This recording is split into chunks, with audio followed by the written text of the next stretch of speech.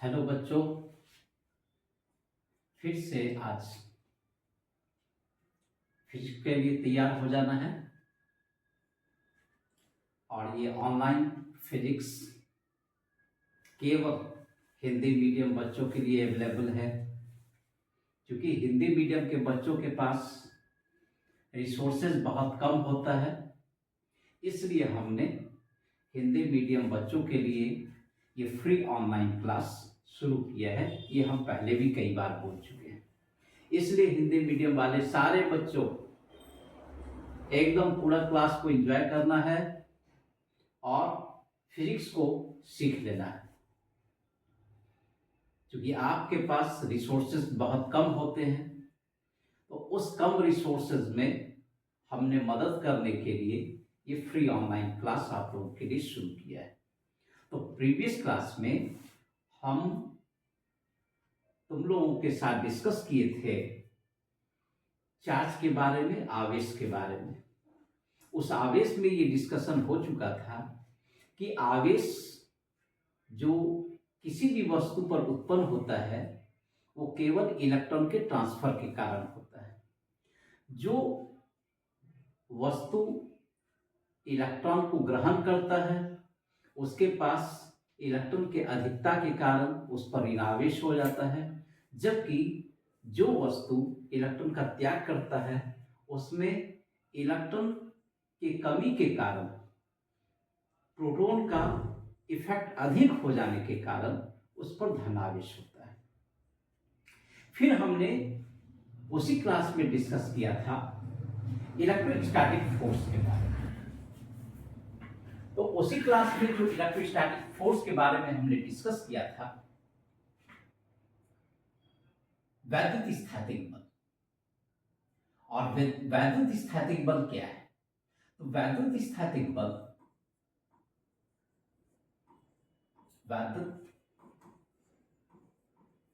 स्थैतिक बल, ये जो वैद्युत स्थैतिक बल है, कोई भी दो आवेश है, कोई भी दो आवेश, आवेश का सिंबल जनरली कैपिटल क्यू से स्मॉल क्यू से हम लोग कंसीडर करते हैं।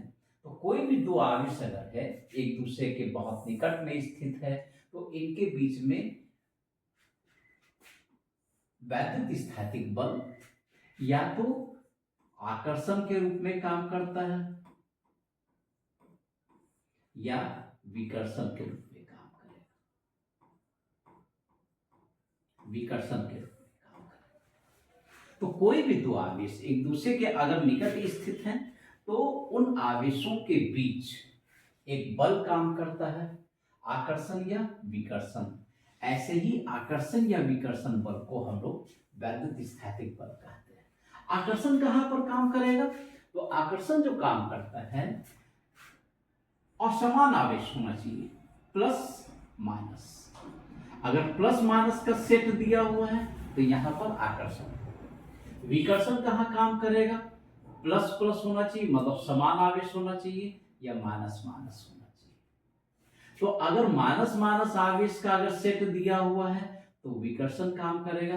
अगर प्लस प्लस आवेश का सेट दिया हो, चूंकि समान आवेश है तो वहां विकर्षण काम करेगा। अगर असमान आवेश दिया हुआ है तो वहां पर क्या काम करना है? आकर्षण काम करना है। इस तरह से यहां पर वैद्युत स्थैतिक बल क्रियाशील होता है। तो सीधा वैद्युत स्थैतिक बल जो होगा दो आवेशों के बीच आकर्षण या विकर्षण बल। तो आकर्षण या विकर्षण बल जो होता है उसको हम लोग वैद्युत स्थैतिक बल कहेंगे।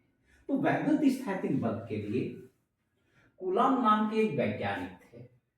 उन्होंने एक नियम दिया जिसको हम लोग कूलॉम का नियम कहते हैं। क्या है कूलॉम का नियम?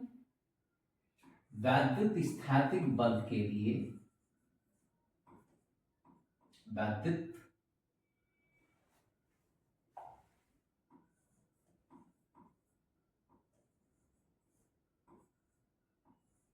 स्थैतिक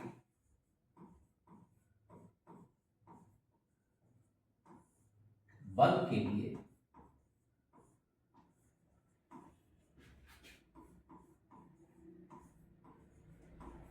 कूलॉम का नियम।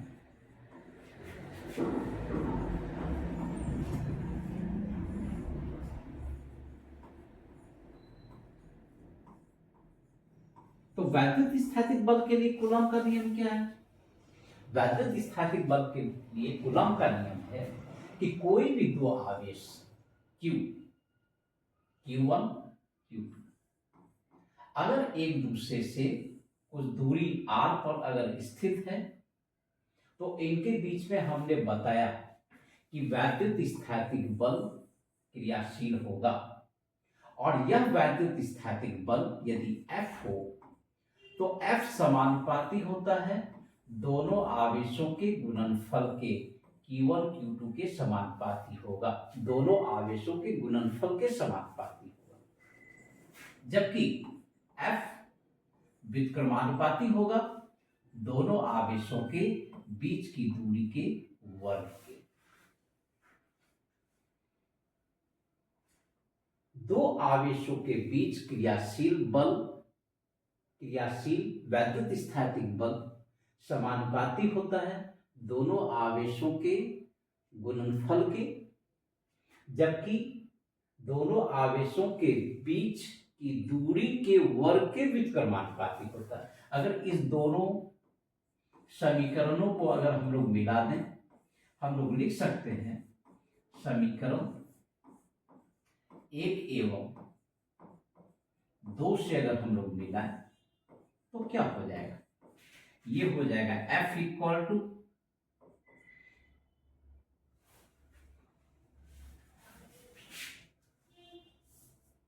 F समानुपाती Q1 Q2 by R square, जबकि यहां पर समानुपाती अगर हम लोग हटाते हैं तो एक समानुपाती नियतांक आता है K Q1 Q2 by R square.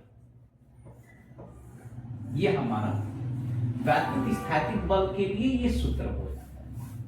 इसमें K जो आ रहा है, इस K के बारे में हम लोग लिख सकते हैं कि K समानुपाती नियतांक है।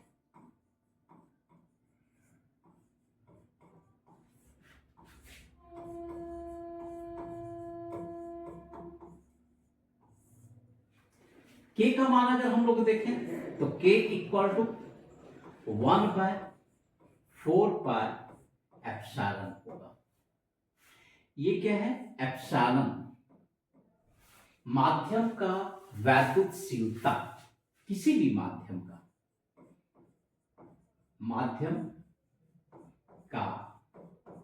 वैद्युतशीलता, और यह जो माध्यम का वैद्युतशीलता है ये एप्सिलॉन इक्वल होता है एप्सिलॉन नॉट एप्सिलॉन आर। ये एप्सिलॉन नॉट निर्वात का वैद्युतशीलता है, जबकि एप्सिलॉन आर आपेक्षिक वैद्युतशीलता है। हमने कई बार बोला कि सारे चीज को यहां लिख पाना, जो हम बोलते जाते हैं उसको या तो राइट करते चलो, नोट डाउन करते चलो, या फिर बाद में वीडियो को फिर से चलाकर उसको पॉज कर करके सुनकर आप लिख सकते हो, क्योंकि यहां से फिजिक्स में नया नया टर्म मिलने वाला है आपको। वैसे टर्म जो प्रीवियस क्लासेस में या पहले के किसी सिलेबस में शायद ही कभी आया हो या नहीं ही आया हो, तो वो सारे टर्म्स को हम बोलते जाएंगे, आप लिखते चले जाइएगा। तरीका यही है। तो यहां पर K जो आया है, K का वैल्यू 1/4 पाई एप्सिलॉन। एप्सिलॉन क्या है? माध्यम का वैद्युतशीलता, और यह वैद्युतशीलता जो है इक्वल होगा एप्सिलॉन नॉट एप्सिलॉन आर के। एप्सिलॉन नॉट क्या होगा? निर्वात का वैद्युतशीलता, जबकि एप्सिलॉन आर कहलाएगा आपेक्षिक वैद्युतशीलता। तो इस तरीका से अगर इसका मान अगर हम लोग यहां पर रख दें तो हमारा वैद्युत स्थैतिक बल क्या होगा? वैद्युत स्थैतिक बल F equal to 1/4 pi epsilon into Q1 Q2 by R square equal 1/4 pi epsilon not epsilon R into Q1 Q2 by R square. यही हमारा वैद्युत स्थैतिक बल का व्यंजक हो रहा है। अब नेक्स्ट वीडियो में क्या है, नेक्स्ट क्लास में हम लोग डील करेंगे माध्यम का वैद्युतशीलता, कि क्या होता है माध्यम का वैद्युतशीलता। आज के लिए इतना ही इस वीडियो में, जिसमें हमने वैद्युत स्थैतिक बल के बारे में डिस्कशन किया।